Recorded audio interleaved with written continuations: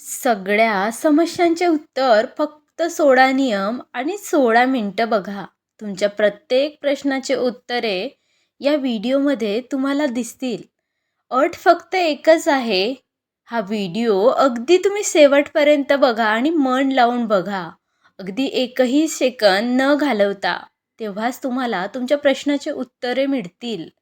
भगवद्गीता एक असा ग्रंथ आहे, जगातल्या सगळ्या प्रश्नांची उत्तरं, तुमच्या प्रत्येक अडचणी, तुमच्या समस्यांचे उत्तरं तुम्हाला त्यात मिळणार. आयुष्य सुधारायचं असेल, आनंदी राहायचं असेल, सक्सेस मिळवायचं असेल, नातेसंबंधातल्या अडचणी असतील, सगळ्या प्रश्नांचे उत्तरं या भगवद्गीतेमध्ये आपल्याला मिळतील. तुम्ही हा व्हिडिओ बघा. भगवद्गीता केवळ एक धार्मिक ग्रंथ नसून आपल्या जीवनाचे सार आहे. आपल्या प्रत्येक समस्येवर इथे उत्तर मिळेल त्यात. म्हणून आपण आज भगवद्गीतेमधील अशा 21 गोष्टी बघणार आहोत. त्यातून तुम्हाला तुमच्या प्रश्नाचे उत्तरे मिळतील. तुम्ही हा व्हिडिओ अगदी शेवटपर्यंत मन लावून बघा. पहिली गोष्ट, या जगात काहीही चांगलं किंवा वाईट हे कोणत्याही कारणाशिवाय होत नाही. जे काही होते, मग ते चांगलं असेल किंवा वाईट असेल, त्याला काही ना काही कारणं असतात. एकेकाळी एका गावात एक बाई राहत होती. तिला जेव्हा मुलगा झाला तो स्वस्थ आणि निरोगी होता. पण पुढे त्याचा ॲक्सिडेंटमध्ये हाताची बोटे कापल्या गेली. ती बाई रडत रडत देवाला दोष लावत होती. मी माझ्या मुलाला असे काय वाईट केले होते की माझ्या मुलाच्या हाताची बोटे जे आहेत ते कापून घेतली तू. असे दिवस जात राहिले. एक दिवस त्या गावामध्ये साधूच्या वेशात मायावी राक्षस आला. आपल्या शक्ती वाढवण्यासाठी तो मायावी राक्षस लहान मुलांची बळी द्यायला शोधत होता. या बाईच्या मुलालाही त्याने उचलले, पण त्याच वेळेस त्याच्या लक्षात आलं, या मुलाची बळी देताना मुलाच्या शरीराचे सगळे अंग सही सलामत असायला हवे. पण या मुलाची बोटं कापलेली असल्यामुळे राक्षसाने याला जिवंत सोडून दिलं. त्या दिवशी त्या बाईला जाणीव झाली की जे होते ते चांगल्यासाठीच होते. हीच आपली पहिली शिकवण आहे. कारण जे होतं ते चांगल्यासाठी होतं. दुसरी गोष्ट, तुम्ही कुठल्याही परिस्थितीत असला तरी तुमचे कर्म करणं चालू असतं. त्याचं फळ मिळणं देखील चालू असतं. अशी कुठलीच परिस्थिती नसते आणि वेळही नसते ज्यामध्ये तुम्ही तुमचं कर्म करत नाही, त्याचा फळ तुम्हाला मिळणार नाही. असं होत नाही. या सृष्टीवरचा कुठलाही जीव एका सेकंदासाठी सुद्धा आपलं कर्म करणं सोडत नाही. आपण झोपतो, पण झोपल्यावर सुद्धा आपला मेंदू कार्य करत असतो. आपण श्वास घेतो, आपण स्वप्न पाहत असतो, आपले कर्म चालूच असतात. आणि कर्म करताना एक गोष्ट लक्षात ठेवायची, कुठल्याही कामात, कुठल्याही कर्मात अडकून राहायचं नाही. गोंधळून जाऊ नका. कर्मात अडकून राहायचं नाही म्हणजे त्याचा अहंकार बाळगायचा नाही. म्हणजेच अहंकार हा सगळ्यात मोठा शत्रू आहे. मी हे केलं आहे, हे माझ्यामुळे झालं आहे. आपण फक्त मात्र निमित्त आहात. आपलं कर्म काय करायचं आहे, काय सोडून द्यायचं आहे. आणि जेव्हा आपण केल्याशिवाय आपल्या कामाचा अहंकार बाळगत नाही, तेव्हा आपल्यासोबत देखील कुठलीही गोष्ट वाईट घडत नाही. त्यांना आपल्याला कुठल्याही गोष्टीचा पश्चाताप देखील होत नाही. तिसरी गोष्ट, दुसऱ्याचे गुलाम बनून सुखी राहण्यापेक्षा स्वतंत्र राहून आपल्या दुःखांचा सामना करावा. तुमच्या आयुष्यात कितीही कष्ट आली, कितीही दुःख असू द्यात, पण तुम्ही जर स्वतंत्र आहात, कोणाचे गुलाम नाही आहात, तर तुम्ही तुमचं माणूस म्हणून जगत आहात. भगवद्गीतेमध्ये गुलामीला मृत्यूपेक्षा वाईट मानलं गेलेलं आहे. कारण गुलामी ही खूपच चुकीची आहे. माणूस कशाचा गुलाम आहे? माणूस आपल्या विचारांचा गुलाम आहे, आपल्या बुद्धीचा गुलाम आहे. आज आपण आपल्या स्मार्टफोनचे गुलाम आहोत.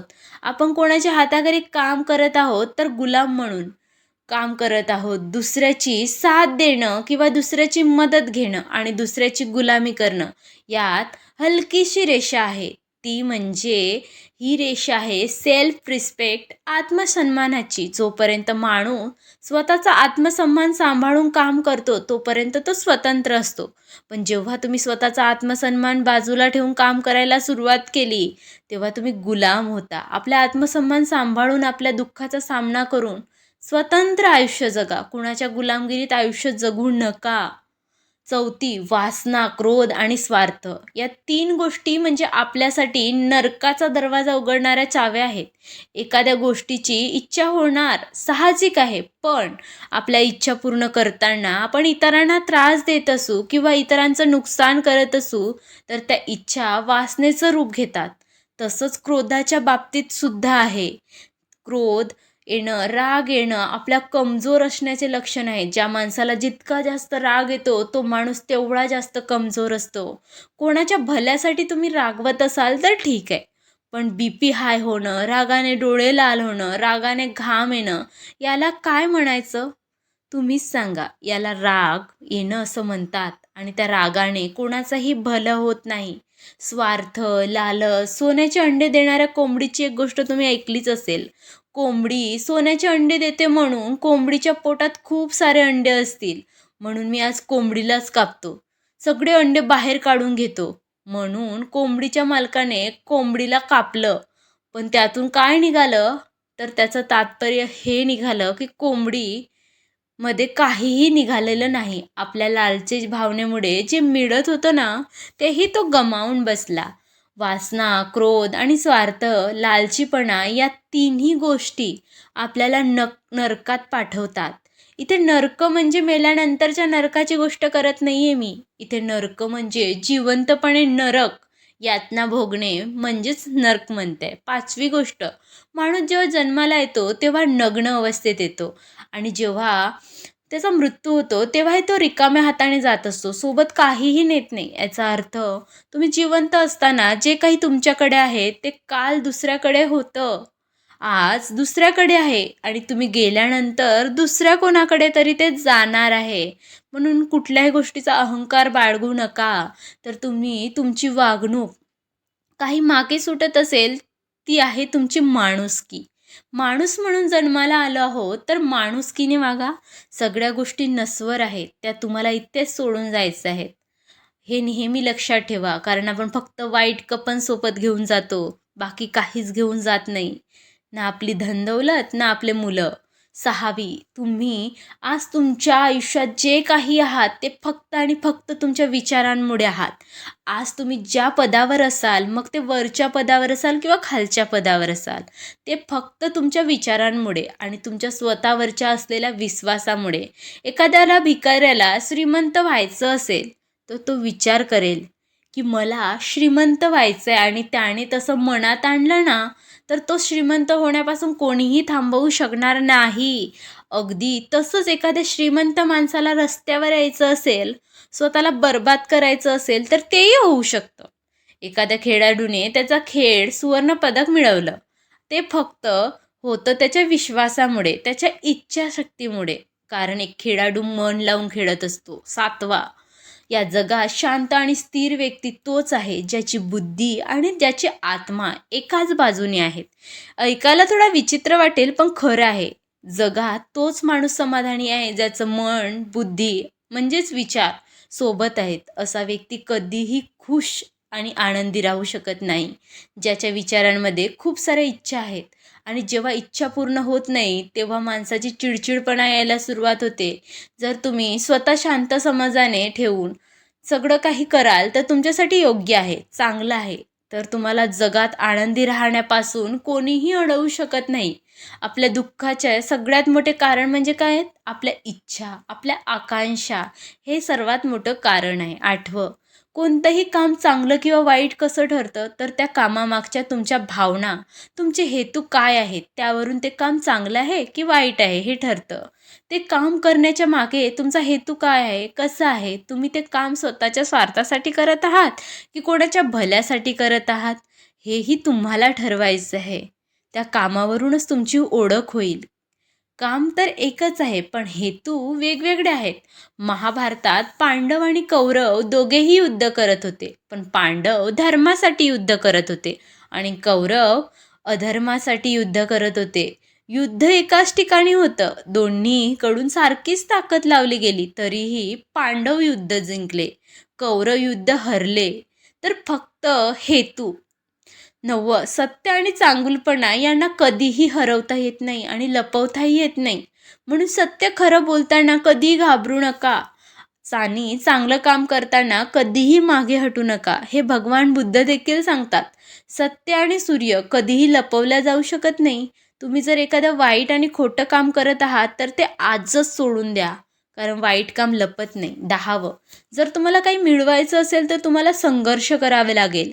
जर तुम्हाला काही संघर्ष करायचं नसेल तर तुम्हाला ह्या गोष्टीचं दुःख असता कामा नये की तुम्हाला जे पाहिजे होतं ते मिळालं नाही.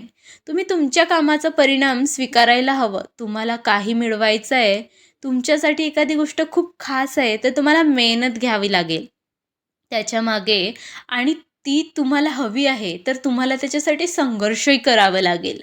आणि तुमचं संघर्ष करण्याची तयारी नसेल ना, कष्ट करण्याची, मेहनत घेण्याची तयारी नसेल ना, तर जे आहे त्यात समाधान माना.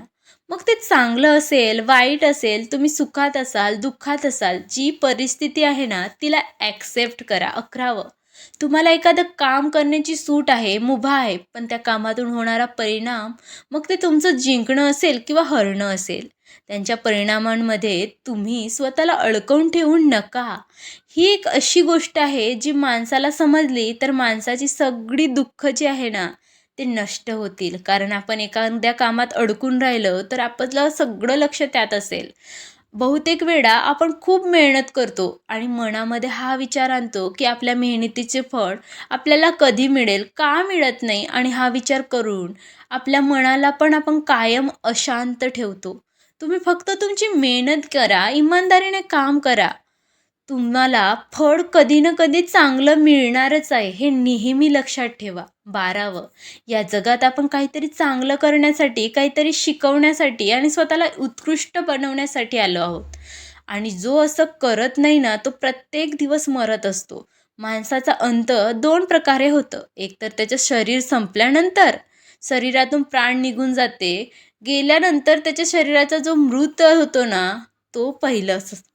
आणि दुसरं म्हणजे माणूस कसा मरतो, जेव्हा मनातून हरलेला असतो, म्हणजेच विचार करतो ही गोष्ट माझ्याकडून होणार नाही, हे करू शकत नाही. माणूस आपल्या समस्याला स्वतःपेक्षा मोठं समजू लागतो. त्यावेळेस माणूस जिवंत असूनही मेलेला असतो. म्हणून कधी स्वतःला खचू देऊ नका, स्वतःला लाचार होऊ देऊ नका. 13वी गोष्ट, जेव्हा एका दिवशी बाहेर निघून काहीतरी करतो त्यावेळेस इतर लोक त्याचं अनुकरण करतात. आजकालचे उदाहरण द्यायला झाले तर चित्रपटातील हिरो हिरोईन यांचं अनुकरण बहुतेक तरुण तरुणी करताना दिसतात. आणि आश्चर्याची गोष्ट म्हणजे श्रीकृष्णाने महाभारतात हजारो वर्षापूर्वी ही गोष्ट जी आहे ना, अर्जुनाला सांगितली होती. हे अर्जुना, तू जर युद्ध केलं नाही, सगळे तुला भित्र्या म्हणतील, तुझ्या मागे आणि तुझ्या पुढच्या पिढी देखील बदनाम होतील. आणि तू जर हे युद्ध केलं आणि जिंकलास तर सगळ्या जगासमोर तुझं उदाहरण असेल की धर्माच्या अधर्मावर, सत्याचा असत्यावर नेहमी विजय होतो. श्रीकृष्णाच्या या शिकवणीत मोठा अर्थ लपलेला होता. जर एखादी गोष्ट सामान्य माणसासाठी अशक्य असेल तरी देखील आपल्या इच्छाशक्तीच्या जोरावर तुम्ही ती मिळवत आहात. अशा उंचीवर पोहोचत आहात जिथे तुम्हाला एक उदाहरण म्हणून पाहिलं जाईल, एक प्रेरणा म्हणून पाहिलं जाईल, आणि सगळं ते तुमचे अनुकरण करतील लोक आणि तुमच्या अनुकरणाच्या पावलांवर चालतील. हे श्रीकृष्णांनी सांगितलेलं होतं. 14वं, तुमचे आयुष्य तेव्हाच बदलते जेव्हा तुमची विचार करण्याची पद्धत बदलते. तुमची इतरांपेक्षा वेगळा विचार करण्याची पद्धत तुम्हाला इतरांपेक्षा वेगळं आणि खास बनवते. तुमची खूप मोठी स्वप्न, इच्छा, आकांक्षा आहेत, सगळ्यांच्याच असतात, पण तुम्ही तुमच्या स्वप्नांकडे, तुमच्या ध्येयाकडे कसं बघता, त्याच्याबद्दल तुम्ही काय विचार करता, यावर तुमचे स्वप्न पूर्ण होतात. जर तुम्ही आजपर्यंत करत आहात तेच पुढेही करत राहिलात तर रिझल्ट देखील तोच मिळणार आहे जो आजपर्यंत मिळत आहे. जर तुम्हाला काही वेगळं करायचं असेल, नवीन करायचं असेल, तुमचे स्वप्न पूर्ण करायचे असतील तर इतरांपेक्षा वेगळं विचार करायला हवं. तरच तुम्ही जगामध्ये वेगळे दिसू शकाल, इतरांमध्ये वेगळे दिसू शकाल. 15वं, या जगात ज्या कुठल्या गोष्टीची सुरुवात झाली आहे त्याच्या कोणत्या गोष्टीला आरंभ आहे, त्या गोष्टीला अंत देखील आहे. कुठे ना कुठे तिचा शेवट आहे, आणि जिथे शेवट आहे ना, जिथे अंत आहे ना, तिथूनच नवीन सुरुवात देखील आहे. तिथूनच पुन्हा एक नवीन सुरुवात होण्याचा आरंभ होतो. चक्र असंच चालू असतं आणि असंच चालूसुद्धा राहणार आहे. आज दुःखी आहात, उद्या सुख येणार. पुन्हा काही दिवसांनी परत दुःख येणार आहे. हे चक्र असंच सुरू राहणार आहे आणि हे प्रत्येक गोष्टीत आहे. म्हणून कधीही कुठल्याही सुखात आणि दुःखात फार काळ राहू नका. त्यातून बाहेर पडा. बदल हा सृष्टीचा नियम आहे. ज्या गोष्टीला सुरुवात आहे ना, त्या गोष्टीला अंत देखील आहे आणि जिथे अंत आहे ना, तिथे सुरुवातसुद्धा आहे. सोडावं. आपल्या शरीरापेक्षा मोठे आपले इंद्रिय असतात. आपल्या इंद्रियापेक्षा आपले मोठे विचार असतात. आपल्या विचारांपेक्षा मोठं आपली बुद्धी, आपलं ज्ञान असतं आणि आपल्या ज्ञानापेक्षा मोठी आपली अंतरात्मा आहे.